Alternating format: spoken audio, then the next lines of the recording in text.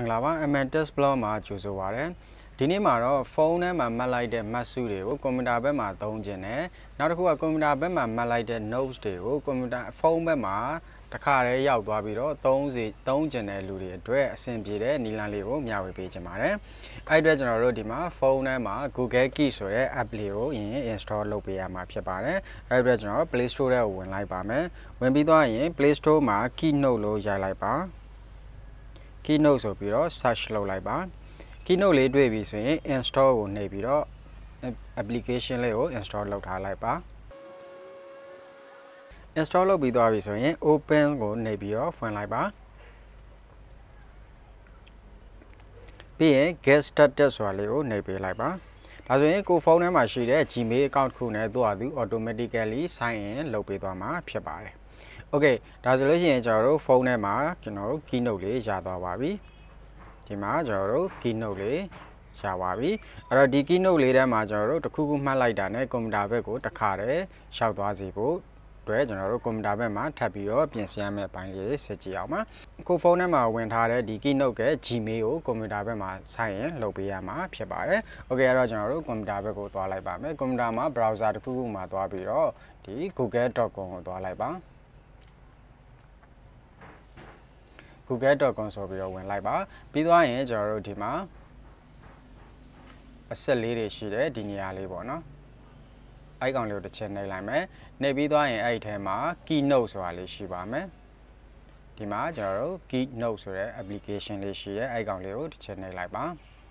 keynote ကိုနှိပ်ပြီးသွားပြီဆိုရင်ကျွန်တော်တို့ဒီဖုန်းထဲမှာကိုယ့်ရဲ့ keynote မှာဝင်ထားတဲ့ Gmail အတိုင်းဒီကွန်ပျူတာဘက်မှာဝင်ပေးရမှာဖြစ်ပါတယ် sign in လုပ်ပေးရမှာဖြစ်ပါတယ် okay အဲ့တော့ကျွန်တော်တို့ဒီမှာ Gmail account ကို sign in လုပ်ပါမယ်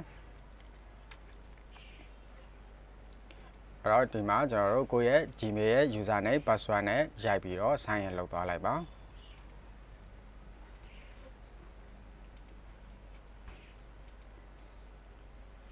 โอเคအဲ့တော့ကျွန်တော်တို့ဒီကွန်ပျူတာဘက်မှာလည်းပဲ keynote လေး sign in လုပ်ပြီးသွားပြီโอเคဒါဆိုရင်ကျွန်တော်တို့စမ်းပြီးတော့သုံးကြည့်ပါမယ်โอเคအဲ့တော့ကျွန်တော်တို့ဒီဖုန်းထဲမှာကျွန်တော်တို့တစ်ခုခုကိုမှတ်လိုက်ပါမယ်အဲ့တော့ကျွန်တော်ဒီ Facebook ကိုသွားပြီးတော့ဥပမာအနေနဲ့ပေါ့နော်ကျွန်တော် Facebook ကိုသွားပြီးတော့ post လေးတစ်ခုကိုကျွန်တော် copy ယူလိုက်ပါမယ်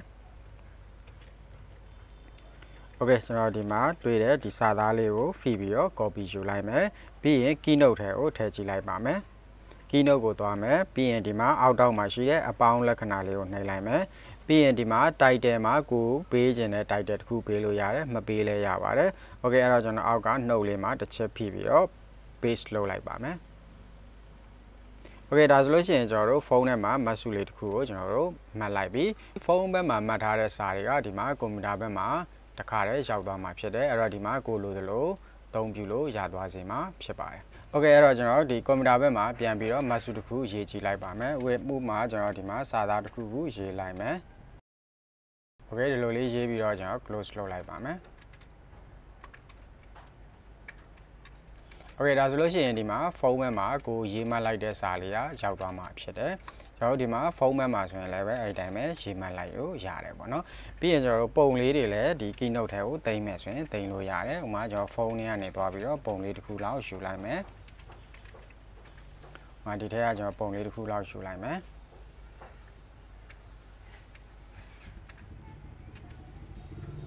โอเคဒါဆိုရှင်ကျွန်တော်တို့ဒီမှာဖုန်းထဲမှာမှတ်လိုက်တဲ့ယူလိုက်တဲ့ add လုပ်လိုက်တဲ့ပုံလေးကကွန်ပျူတာဘက်မှာရောက်လာတာတွေ့ရပါလိမ့်မယ်โอเคဒီနေ့တိုင်းပဲကျွန်တော်တို့ဒီဖုန်းနဲ့ကွန်ပျူတာနဲ့ကိုအပြန်အလှန်ပုံလေးကိုလည်းကျွန်တော်တို့နှုတ်ထဲမှာတင်လို့ရတယ်ဥပမာကျွန်တော်တို့ဒီကွန်ပျူတာဘက်ကနေပုံလေးကိုနှုတ်ထဲကိုထည့်ခြင်းနဲ့ဆိုရင်ဒီနေရာလေးပေါ့နော်take a note ဆိုတဲ့နေရာလေးမှာတစ်ချက်နှိပ်လိုက်မယ်စာရေးခြင်းနဲ့ဆိုရင်ဒီမှာရေးလို့ရတယ်โอเคကျွန်တော် simple ပဲချလို့ရေးလိုက်တယ်ဒီမှာဖုန်းထဲမှာလည်းအဲ့စာလေးကတခါတည်းရောက်သွားပြီပြီးရင်ပုံလေးထည့်ဖို့ရအတွက်ဒီနေရာလေးမှာတစ်ချက်နှိပ်လိုက်မယ်ပြီးရင်ဒီမှာပုံလေးတစ်ပုံရွေးပြီးတော့ထည့်ပေးလိုက်မယ်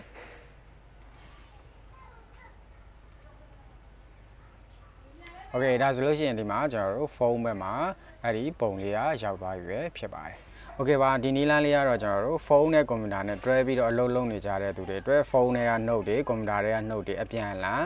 ပေးပို့လို့ရစေမယ်အလွယ်တကူပေးပို့လို့ရစေမယ်နည်းလမ်းလေးပဲဖြစ်ပါတယ်ကြည့်ရှုပေးတဲ့အတွက်အားလုံးကိုကျေးဇူးတင်ပါတယ်